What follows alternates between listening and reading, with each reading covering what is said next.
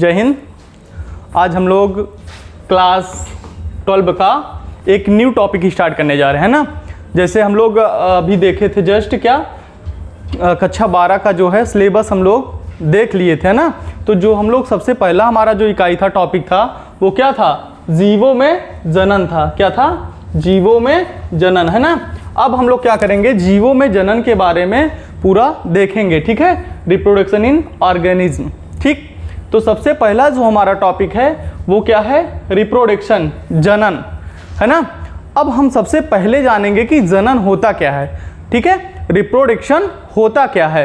देखिए, वह प्रक्रिया जिसके द्वारा जीव अपने जैसे न्यू संतान उत्पन्न करती है, ठीक है। वह प्रक्रिया जिसके द्वारा जीव अपने जैसे नए संतान को जन्म देता है तथा अपनी प्रजाति को निरंतरता बनाए रखता है ना। देखिए, जनन में क्या होता है, जैसे कोई भी जीव है, ठीक है। कोई भी जीव क्या करता है? जनन इसलिए करता है क्योंकि वो अपने जैसे संतान को उत्पत्ति करता है, जन्म देता है। दूसरा, अब वो जन्म इसलिए देता है, जनन इसलिए करता है कि जो उसकी पीढ़ी है जीव की, वो क्या हो? कंटिन्यू बनी रहे, निरंतरता क्या रहे?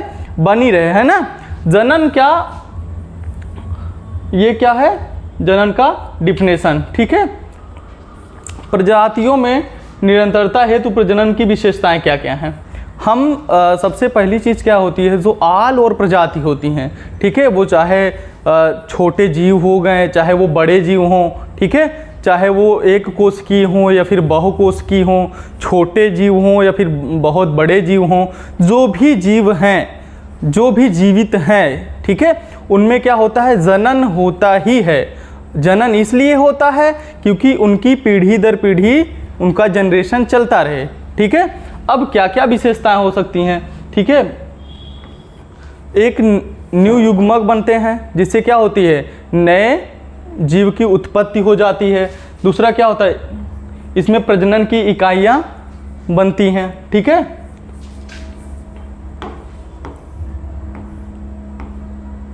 इससे जनन से क्या होता है? जीवों में वृद्धि होती है। आप भी जानते हैं, हम भी जानते हैं, अगर जीवों में वृद्धि होना हो, ठीक है, क्या होना हो? जीवों में वृद्धि होना हो, चाहे वो कोई भी जीव हो, है ना, कोई भी जीव हो, उसमें क्या करना हो? वृद्धि करना हो। जैसे आप भी जानते हैं जनसंख्या कैसे होता है। हम अभी ह्यूमन का अगर एग्जाम्पल ले लेते हैं या फिर किसी प्लांट का ले लेते हैं, एक दो प्लांट आप लगा दीजिए, ठीक है।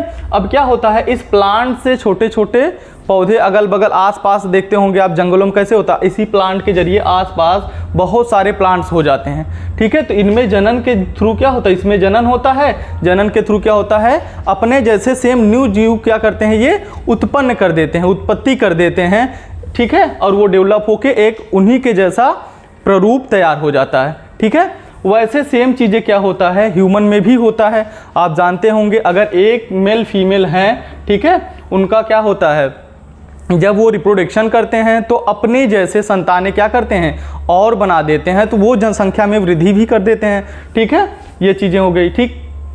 अब क्या है? प्रजाति की निरंतरता, ठीक। अब हम देखेंगे प्रजनन के लाभ, एडवांटेज ऑफ रिप्रोडक्शन, ठीक है। एडवांटेज ऑफ रिप्रोडक्शन, जो रिप्रोडक्शन है इसका क्या क्या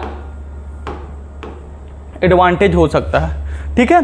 एडवांटेज का मतलब है कि इससे हमको क्या क्या लाभ हो रहा है, ठीक है। अगर हम हो गए या फिर हम छोटे छोटे जो जीव हैं या पेड़ पौधे हैं या फिर अन्य जितने प्रकार के ऑल ओवर वर्ल्ड में, ठीक है, हमारे जितने इस यूनिवर्स पे जितने भी जीव, हम कह सकते हैं प्राणी, है ना, वो हैं, अगर वो रिप्रोडक्शन कर रहे हैं तो उससे क्या क्या उनको फ़ायदा होता है, उस चीज़ के बारे में हम डिस्कस करेंगे, ठीक है। तो सबसे पहला क्या होता है हमारा? प्रजाति की निरंतरता, ठीक है। कोई भी प्रजाति अगर वो रिप्रोडक्शन, जनन कर रहा है, प्रजनन कर रहा है, तो वो क्या करता है? अपनी प्रजाति की निरंतरता कंटिन्यू बनाए रखता है, ठीक है। अब देखिए, निरंतरता अगर नहीं बनाएगा तो क्या लॉस हो सकता है? अब आपको भी पता है 70 से 80 साल, है ना, 70 से 80 साल क्या होता है? मानव का जो मानते हैं एक जो हमारा ह्यूमन बॉडी है वो 70 से 80 साल तक ही जीवित रहता है ना। अगर हम 70 से 80 साल तक जीवित रहते हैं, अगर हम क्या करेंगे, जनन नहीं करते हैं, अपने जैसे संतान नहीं उत्पन्न करते हैं, तो आने वाले 70 से 80 साल, हम मान सकते हैं 100 साल के अंदर अगर हम पूरे मानव जनन करना बंद कर दें तो 100 साल के अंदर क्या मानव प्रजाति बचेगी? नहीं बचेगी, सारी की सारी। क्योंकि ये एक फैक्ट है कि जन्म होता है तो मृत्यु भी होती है ना।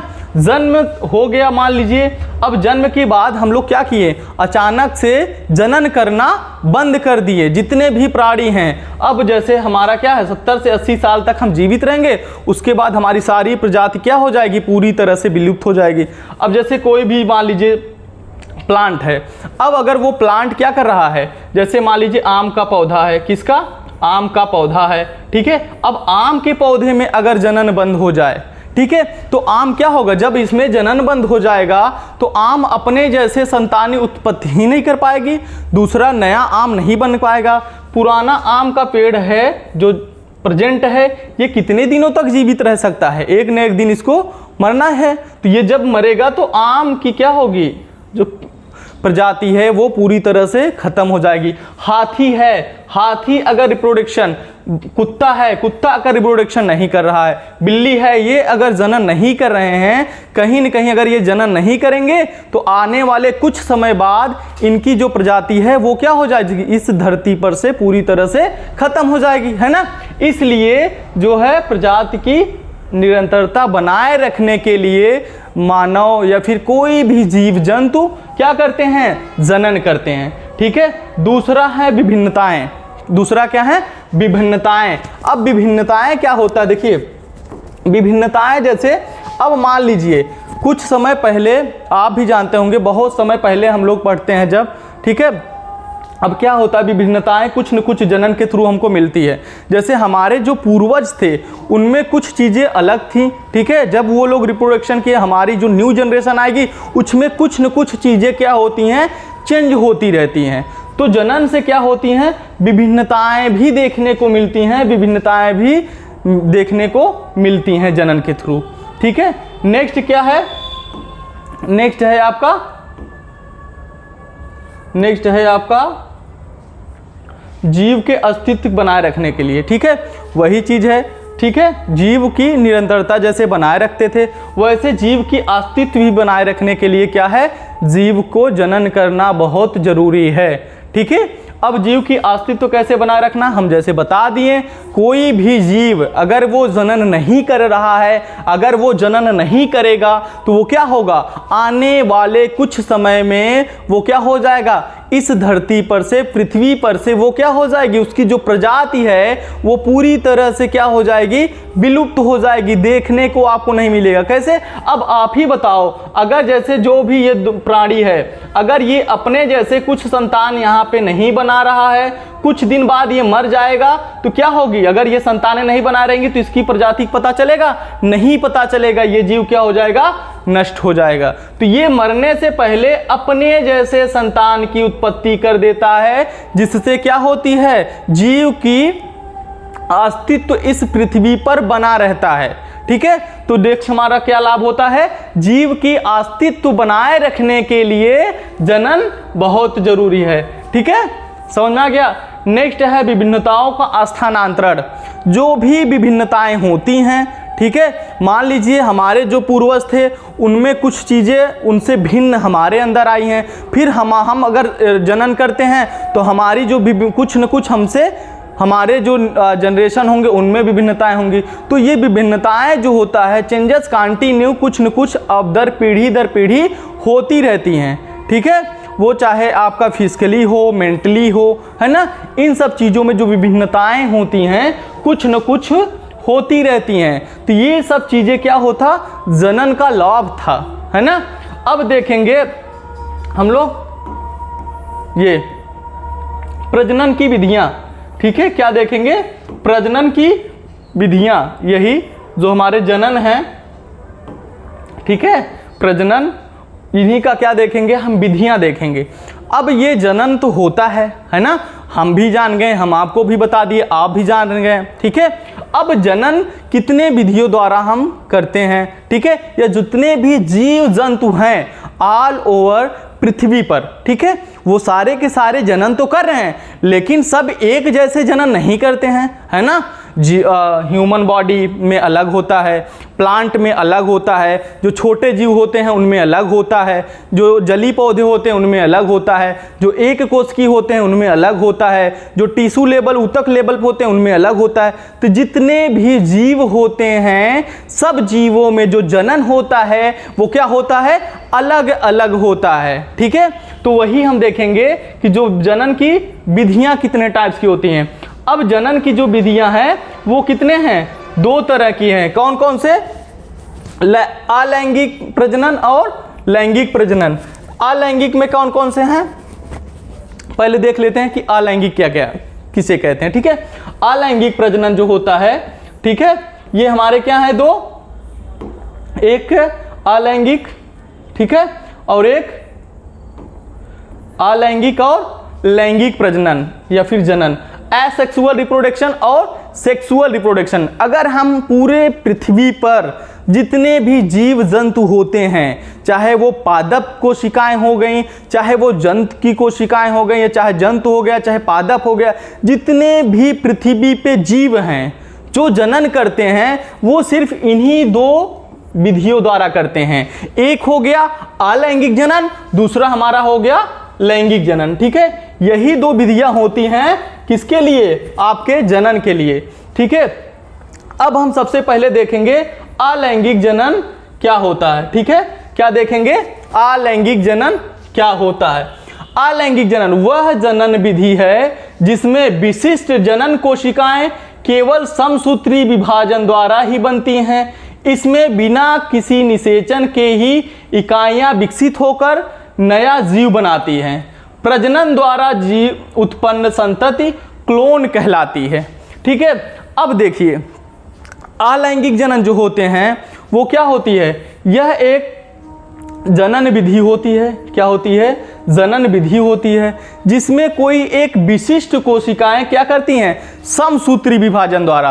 अभी आपको हम सेल डिवीजन पढ़ाएंगे, उसमें देखेंगे कोशिका विभाजन जिसे कहते हैं ना। कोशिका विभाजन 2 तरह से होता है, एक होता है समसूत्री, एक होता है अर्धसूत्री, ठीक है।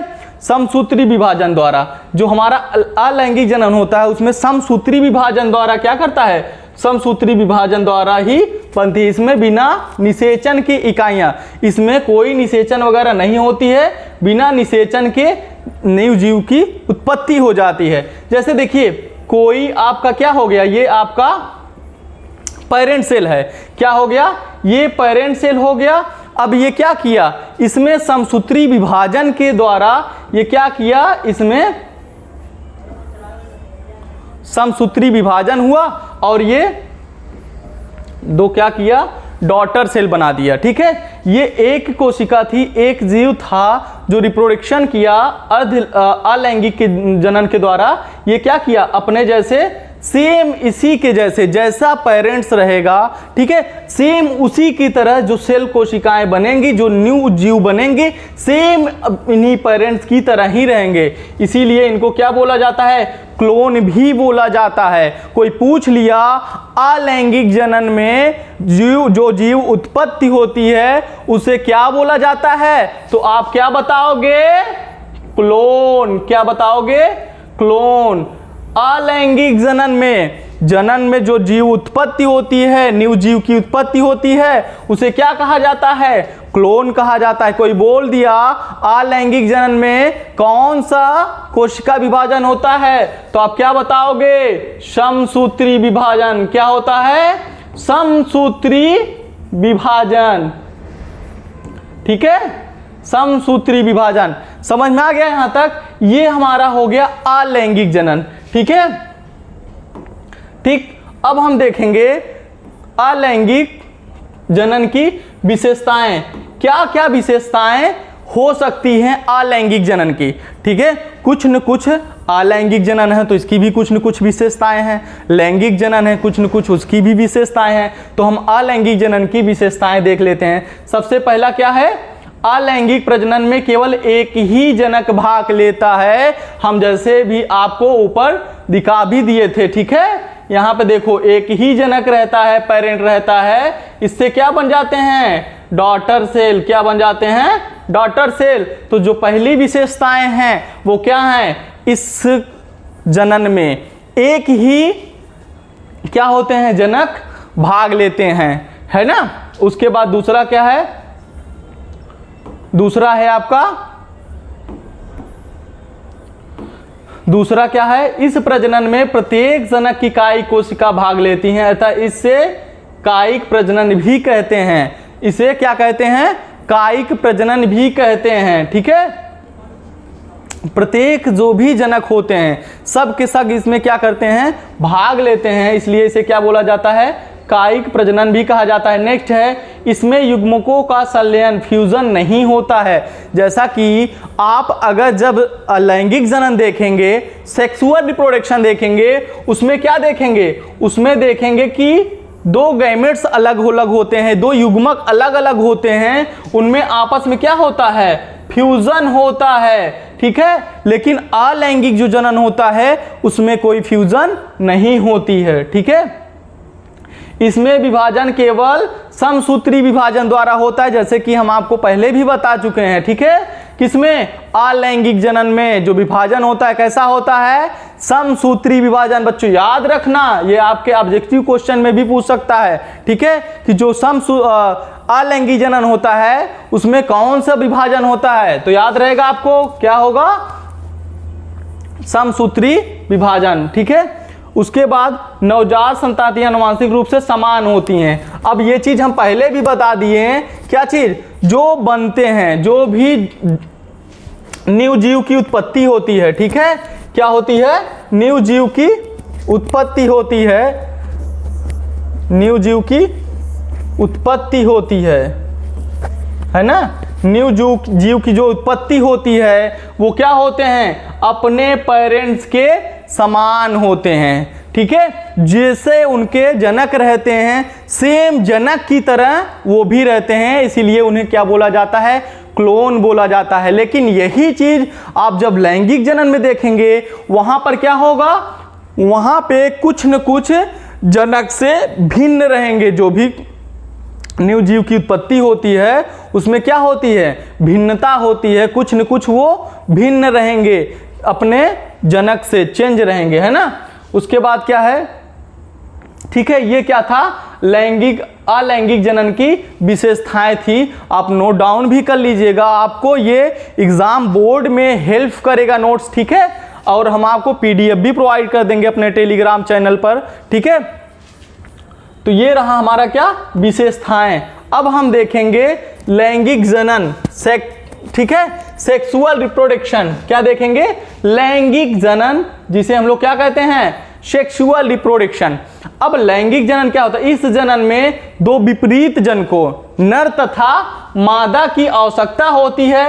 इस जनन से उत्पन्न जो शिशु होते हैं वो अपने जनक के समान नहीं होते हैं। ये चीज हम आपको पहले भी उसमें बता दिए थे थोड़ा सा, लेकिन यहां देख लीजिए, जो लैंगिक जनन होता है इसमें क्या होता है, हमेशा दो जनक क्या होते हैं, भाग लेते हैं, एक नर होता है और एक मादा होता है। जबकि अलैंगिक जनन में ऐसा कुछ नहीं था।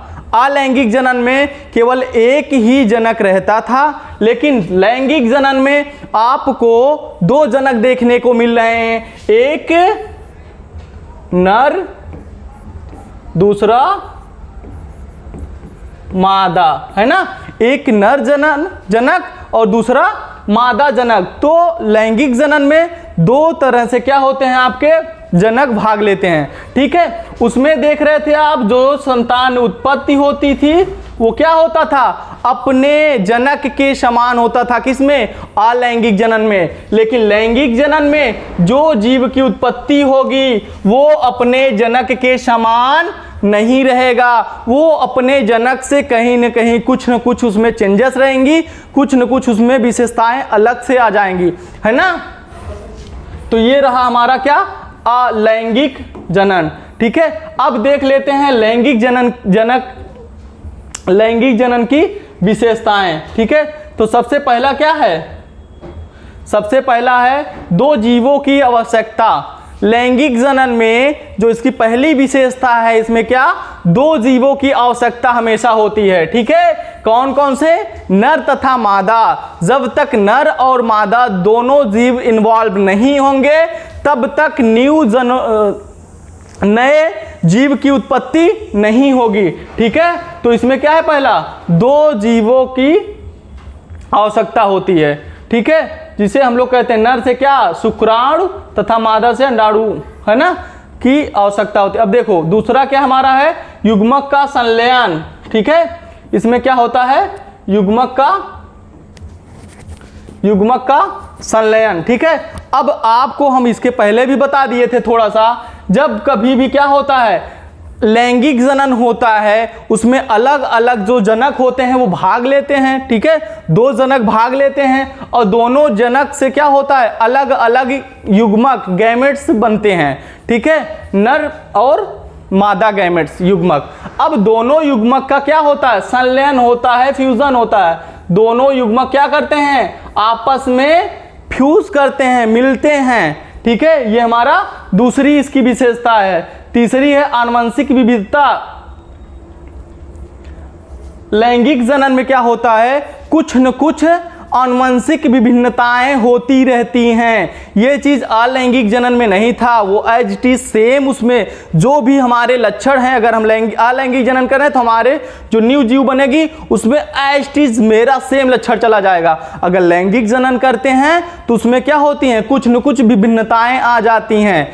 ठीक है, ये हो गए क्या, इसकी विभिन्नताएं। नेक्स्ट है अर्धसूत्री विभाजन। अभी आप देख रहे थे किसमें, अलैंगिक जनन में आप केवल समसूत्री विभाजन आपको देखने को मिला था, लेकिन जो आपका लैंगिक जनन है इसमें अर्धसूत्री विभाजन होता है, जिसमें क्या होता है, हमारे युग्मक जो होते हैं वो डिप्लॉइड से हेप्लॉइड में कन्वर्ट होते हैं, उनका हेप्लॉइड उनका फॉर्मेशन होता है। ठीक है, तो ये होते हैं हमारे अर्धसूत्री विभाजन। इसमें कोई पूछ लिया लैंगिक जनन में, ठीक है, जैसे अलैंगिक जनन में हमने बताया था कि कौन कौन से आपके केवल समसूत्री, है ना, समसूत्री विभाजन हो रहा था। अगर कोई पूछ लिया लैंगिक जनन में कौन कौन से होंगे, तो अर्धसूत्री प्लस अर्धसूत्री, है ना, अर्धसूत्री प्लस समसूत्री, इसमें क्या होगा, दोनों तरह से विभाजन होगा। ठीक है, अर्धसूत्री तथा समसूत्री दोनों विभाजन होंगे, किसमें, आपके लैंगिक जनन में। उसके बाद समान गुण नहीं।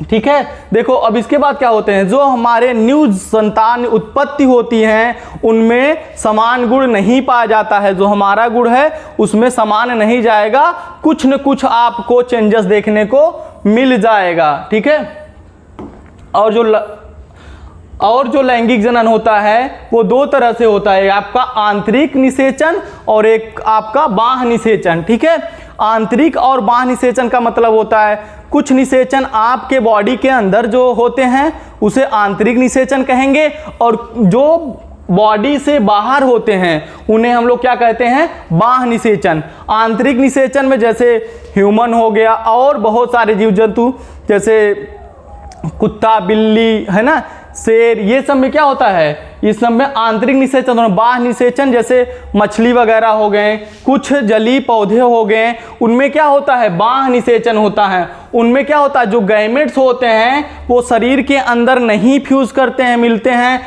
वो शरीर के बाहर मिलते हैं, है ना, समझ में आ गया।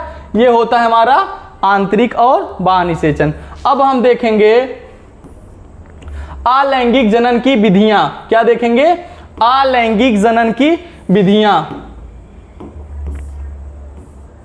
ठीक, देखिए अभी तो हमने देख लिया कि लैंगिक जनन क्या होता है, अलैंगिक जनन क्या होता है। ठीक है, और उसकी विशेषताएं क्या क्या हो सकती हैं। ठीक है, जनन देख लिए हमने क्या होता है। अब हम देखेंगे अलैंगिक जनन क्या होता है। ठीक है, देख लिए जैसे अलैंगिक जनन की विधियां कौन कौन सी हैं, कौन कौन सी विधि के द्वारा अलैंगिक जनन होता है।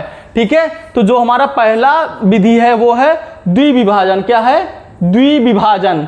द्विविभाजन जिसे बाइनरी फिजन भी कहते हैं। ठीक है, अब इसे द्विविभाजन कहिए या द्विविखंडन कहिए, दोनों सेम है, आप कंफ्यूज मत होइएगा। कहीं कहीं पे द्विविखंडन लिखा है, कहीं कहीं पे द्विविभाजन लिखा है। ठीक है, अब तो दोनों का हम बता दे रहे हैं। जैसे देखिए अब द्विविभाजन क्या होता है, इसमें क्या होता है ये आपको देख लीजिए। ये देखिए द्विविभाजन में क्या होता है, ये देखिए अब हम आपको समझा।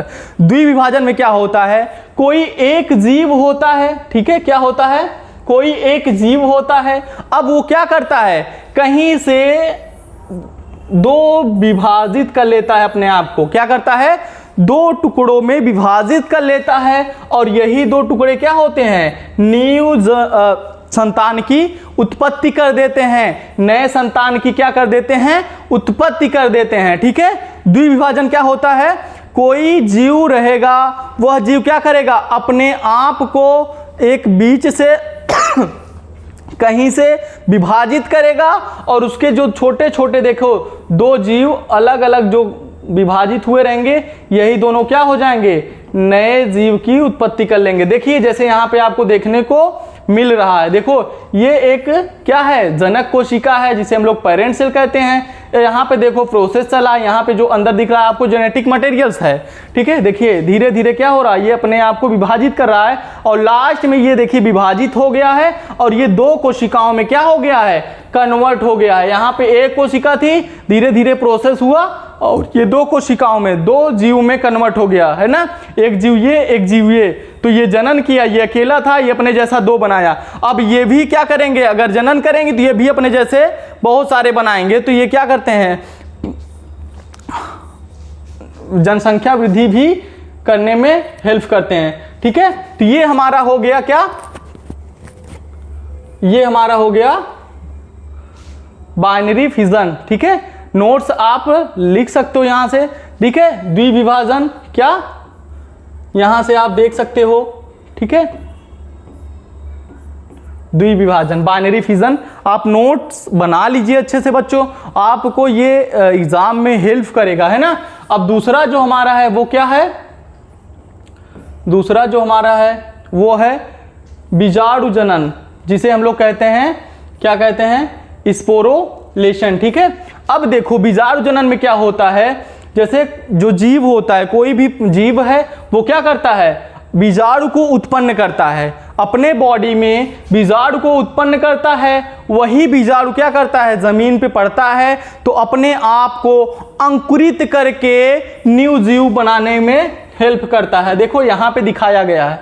ठीक है, ये देखो दिखा बच्चों अच्छे से, ये देखो, ये देखो, ये एक क्या है, ये एक जीव है। ठीक है, अब ये क्या कर रहा है, यहां पे देखो ये छोटे छोटे स्पोर्स, छोटे छोटे क्या हैं, बीजाणु हैं, स्पोर्स हैं। ये क्या हुए, ये यहां पे बनाए। अब ये क्या किया, ये जमीन पे गिरा, वहां पे क्या किया, धीरे धीरे ये अंकुरित तो होके देख रहे हैं पूरे प्रोसेस में, यहां पे एक न्यू जीव की उत्पत्ति कर दे रहा है ना। तो ये रहा हमारा क्या, बीजाणु जनन। ठीक है, बीजाणु जनन में क्या होता है, बीजाणुओं का निर्माण होता है, और वही बीजाणु क्या करते हैं, पृथ्वी पे गिरकर अंकुरित होकर न्यू जीव की उत्पत्ति कर देते हैं, जैसा कि आपने यहां पे देख लिया है ना। अब है नेक्स्ट मुकुलन, है ना, बडिंग। क्या है, नेक्स्ट है बडिंग द्वारा। देखिए बडिंग द्वारा जनन क्या है, अब ये है आपका बडिंग द्वारा। इसमें क्या है, जनक के शरीर से मुकुल बनता है, और मुकुल जनक के शरीर से अलग होकर। हाँ देखिए इसमें क्या है, ये जो हमारे जनक होते हैं, जैसे ये देखिए हाइड्रा में आपको दिखा रहा है, जो जनक होते हैं, इसी जनक में क्या होंगे, साइड से क्या होंगे, बड्स निकलेंगी, छोटी छोटी कलिकाएं निकलेंगी, और यही कलिका क्या होंगी, ये देखिए यहां पे देखने को आपको मिल रहा है ना। ये देखिए, ये देखिए, ये यहां पे आपको बड्स देखने को मिल रहा है ना। यही होता है हमारा बडिंग।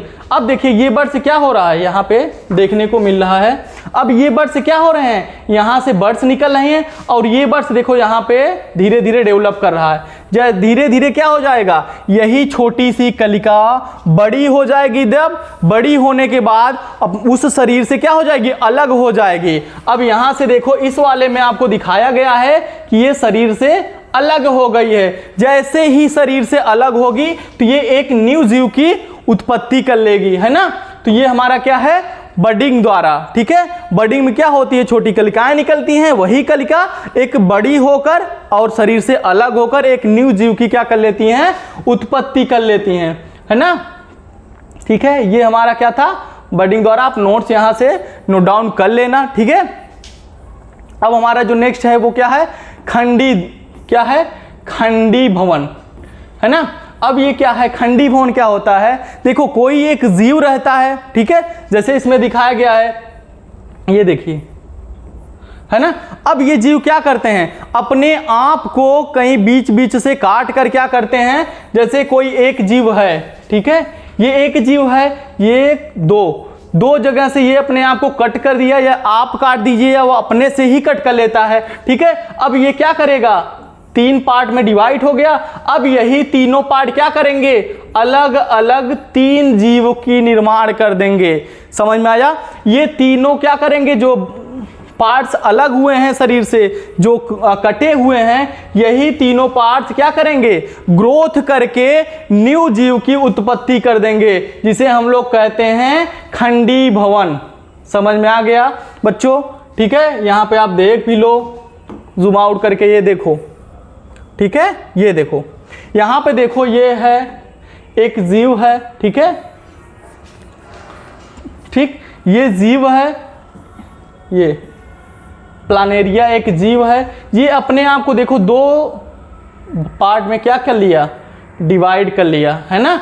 अब ये अपने आप को 2 पार्ट में डिवाइड कर लिया, एक हेड वाला पार्ट हो गया इसका और एक टेल वाला पार्ट। हेड वाला पार्ट एक अलग क्या कर दिया, जीव का उत्पत्ति कर दिया, और टेल वाला पार्ट एक अलग जीव की उत्पत्ति कर दी। तो कोई भी जीव जब अपने आप को अलग अलग पार्ट में बांट कर क्या करे, न्यू जीव की उत्पत्ति कर दे, तो उसे क्या कहा जाता है, खंडी, क्या कहा जाता है, खंडी भवन। ठीक है, अब नेक्स्ट हमारा क्या है, पुनरुत्त भवन, जिसे हम लोग रीजनरेशन के नाम से भी जानते हैं। ठीक है, पुनरुत्त भवन में क्या होता है,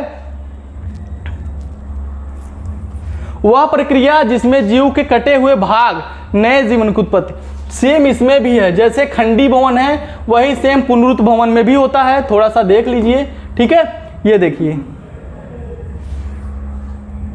सेम खंडी भवन के जैसा ही है पुनरुत्त भवन। ठीक है, अगर जैसे हाइड्रा हो गया या फिर फाइनेरिया का भी ये भी एग्जाम्पल है। ठीक है, ये क्या करते हैं, इनको आप 50 टुकड़ों में, कितने, 50 टुकड़ों में, वहां पे देख रहे थे 2 भाग में कन्वर्ट हो रहा था, लेकिन अगर इसको छोटे छोटे 50 टुकड़ों में अगर आप काट दोगे तो ये 50 टुकड़े अलग होकर अपने जैसे 50 क्या कर देंगे, न्यू जीव की उत्पत्ति कर देंगे। समझ में आ गया, रीजनरेशन के जरिए ये जो कटे हुए भाग होते हैं ये क्या हो जाते हैं, ये रीजनरेट करेंगे। जब ये रीजनरेशन अपने आप में करेंगे तो ये बड़े हो जाएंगे और बड़े होकर क्या कर देंगे, न्यू जीव की उत्पत्ति कर देंगे। ठीक है, पुनरुत्त भवन जिसे हम लोग रीजनरेशन कहते हैं। आप देखे होंगे छिपकली के पूंछ में भी रीजनरेशन बहुत तेजी से होता है। वो अपनी पूंछ अपने से काट देगी, है ना, काटने के बाद फिर आप कुछ दिन बाद देखोगे उसकी पूंछ अपनी जगह पे आ जाएगा, तो वो भी एक रीजनरेशन ही होता है।